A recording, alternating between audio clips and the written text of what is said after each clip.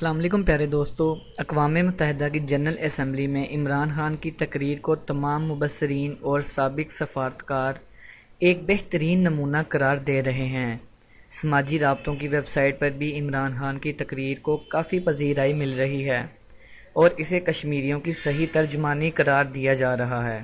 تمام تعریفوں کے ساتھ ایک سوال بھی گردش کر رہا ہے کہ محصور کن، پر اثر اور سحر انگیز تقریر لکھی کس نے؟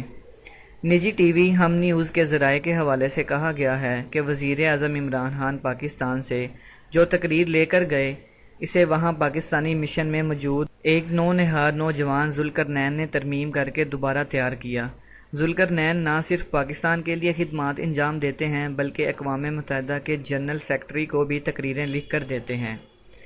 ذرائع کا کہنا ہے کہ وزیر اعظم پاکستان نے 7 دن میں نہ صرف 70 سے زائد سربراہان سے ملاقاتیں کی بلکہ وہ مسلسل تقریر کی ریہرسل بھی کرتے رہے۔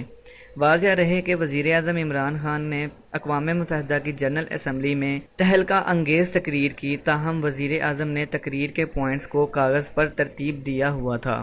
وزیر اعظم عمران خان کی تقریر کے دوران شرکاء 5 بار تالیاں بجانے پر مجبور ہوئے اور ایسا امریکی صدر کی تقریر کے دوران بھی نہیں ہوتا۔ مزید اچھی ویڈیوز کے لیے ہمارا چینل ضرور سبسکرائب کریں، ویڈیو کو لائک کریں اور شیئر کرنا مت بھولیں۔ شکریہ۔